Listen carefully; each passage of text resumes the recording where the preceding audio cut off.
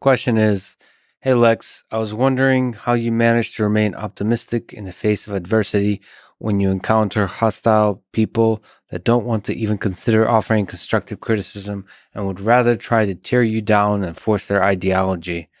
I find pieces of hope for short periods of time, and then they fade after I see the arguments surrounding whatever brought about hope to begin with.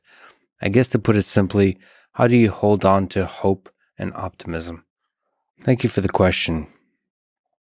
There's probably a lot to be said about this, but I'll try to keep it brief and simple.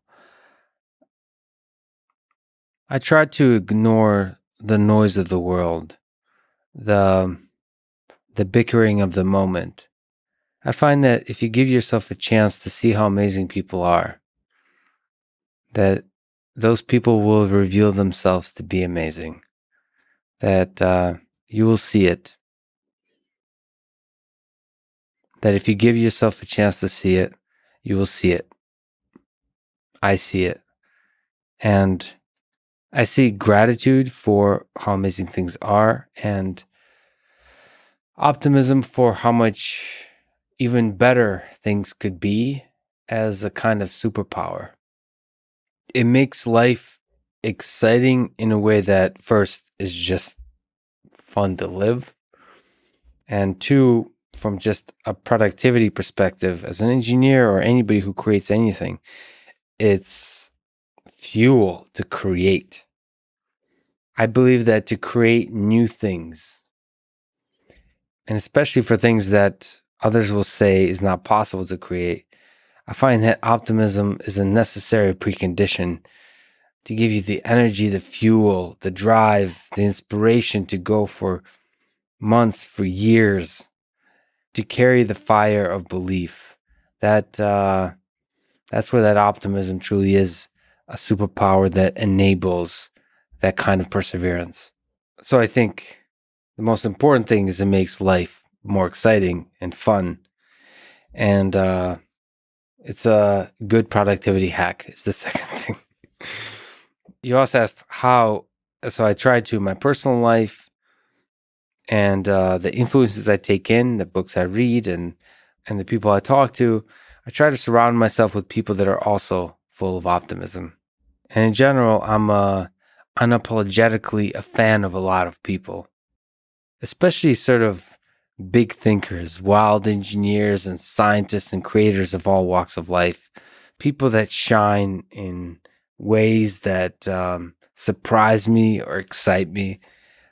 There's really thousands, to be honest. Just off the top of my head, even people I talked to on this podcast. Chris Latner always brings a smile to my face, one of the greatest engineers of the world. Jim Keller is from that ilk as well, though slightly different personalities, but also inspires me, makes me smile. Such a deep and kind and brilliant human being. Along that line of engineers, Elon Musk, of course, also the embodiment of optimism about this world, uh, is an inspiration.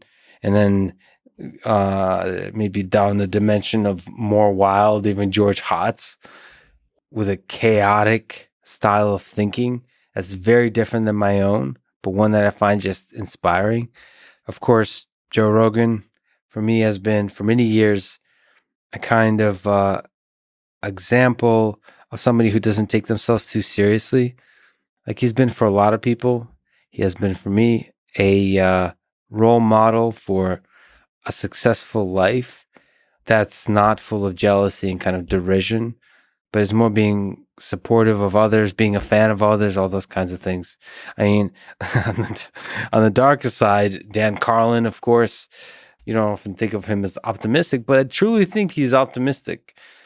He's just been so deeply soaking in the muck, the darkness of human history, that I think sometimes the thing he talks about come off as deeply cynical about the future of human civilization, but they're not.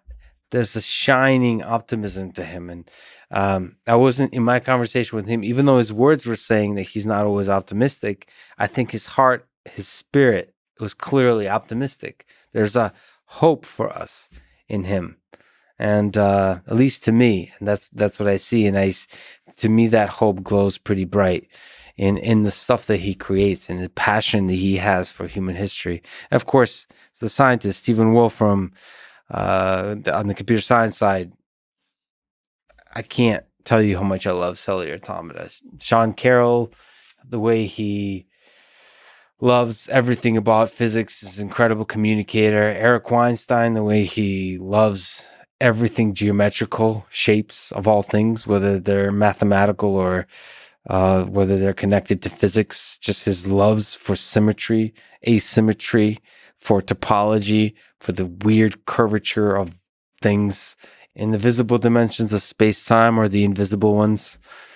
And that's just sticking to people I've talked to on this podcast. Of course, Joshua Bach, whose flow of consciousness is full of so much brilliance, it breaks my brain anytime I try to process it. My Commodore 64 brain takes in his Pentium. I don't know what the analogy is, but it always breaks my brain. I'm especially inspired by the creations of software engineers, for example, because there's an inherent optimism to the creative process. A lot of people in the cryptocurrency space, like Vitalik Buterin, is a constant inspiration. He just goes on and on. And of course, the hundreds, probably thousands of dead folks, from Nietzsche to Dostoevsky, Freud, Jung, Camus, Hesse, Kerouac, everybody. I mean, I just kind of feel like I exist in this world of people that are excited about the future. And then, of course, the noise of the world that is lost in the bickering of the moment can seep in. And that's where a kind of meditation comes in. I don't fully ignore it. I think that's kind of running away from the world in a way that I don't find constructive, at least at this time in my life. I just take it in, but I don't let it linger.